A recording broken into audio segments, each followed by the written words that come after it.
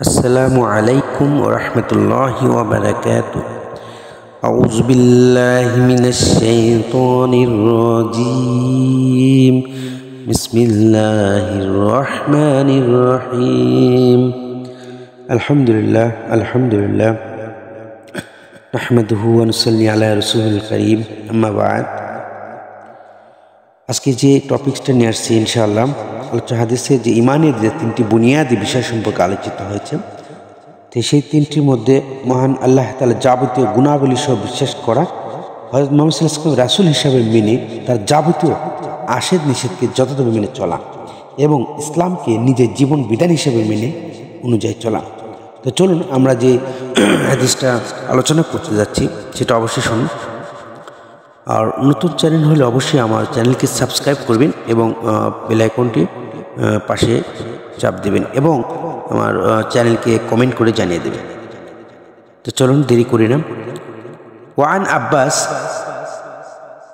বিন Abdul Muttalib قال قال رسول الله صلى الله عليه وسلم زكاة طعام الإيمان من رضي بالله ربا وبالإسلام دينا অবি মুহাম্মাদিন রাসূলান, রাহুল মুসলিম সাল্লাল্লাহু আলাইহি ওয়াসাল্লাম। অর্থাৎ হযরত আব্বাস ইবনে আব্দুল মুত্তালিব রাদিয়াল্লাহু তাআলা বর্ণিত, তিনি বলেন রাসূল পাক সাল্লাল্লাহু আলাইহি ওয়াসাল্লাম ইরশাদ করেছেন, সেই ব্যক্তি ঈমানের স্বাদ পেয়েছে যে আল্লাহ তাআলাকে প্রভু, ইসলামকে দ্বীন এবং মুহাম্মদ সাল্লাল্লাহু আলাইহি ওয়াসাল্লামকে রাসূল হিসাবে পেয়ে সন্তুষ্ট হয়েছে। সুবহানাল্লাহ। এখানে মাহুয়া যাকাত আমিদ ঈমান মানে ঈমানের স্বাদটা কি, অবশ্যই এটা আপনাদের জানা উচিত। কাজী আরাস রাদিয়াল্লাহু তাআলা বলেন, কোনো ব্যক্তির যখন কোন বস্তু পছন্দনীয় ও মনোপুত হয় এবং সেটা পাওয়ার আকাঙ্ক্ষা পোষণ করে, সে প্রিয় বস্তু লাভ করার পর তার মধ্যে যে আত্মতৃপ্তি লাভ হয় তাই হলো সেই বস্তুর মজা বা স্বাদ। এমনকি যখন কোনো ব্যক্তি উল্লেখিত তিনটি বিষয় তথা দ্বীনুল ইসলাম, ঈমান বিল্লাহ, রিসালাতুল মুহাম্মাদিন কে মনে প্রাণে মেনে নেয়, তখন সমস্ত অঙ্গ প্রত্যঙ্গ এগুলো মিশে যাবে এবং আল্লাহ তাআলা রাসূলের আনুগত্য তার জন্য সহজ ও মধুময় হয়ে যাবে। আর এগুলোর উপর সন্তুষ্ট কারণে স্বাদ অনুভবের পর্যায়ে যাবে।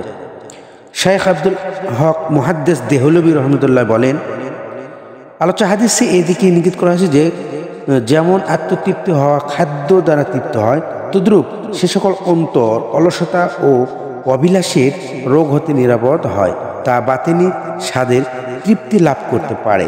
তবে অলসতা ও রোগ হতে নিরাপত্তা লাভ উল্লেখিত তিনটি বিষয়ের দ্বারা হতে পারে।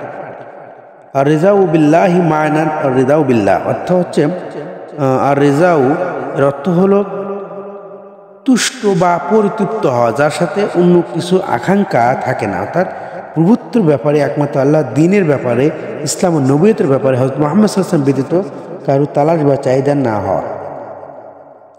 সুবহানাল্লাহ সুবহানাল্লাহ। এখানে মোল্লা আলী কারি রাহমাতুল্লাহ বলেন, রেজা এর উদ্দেশ্য হলো বাতনি ও জাহিরি আনুগত্য।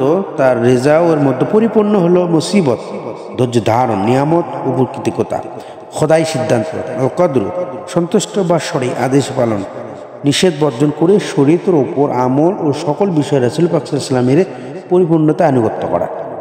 কোনো বুজুর্গ বলেন, রেজা হলো আল্লাহ তাআলার নৈকট্য অর্জনকারীর উন্নত স্থান। এজন্য সকল নৈকট্য অর্জনকারীদের মধ্য হতে সাহাবা কিরামগণ সর্বোচ্চ পর্যায়ে অধিষ্ঠিত।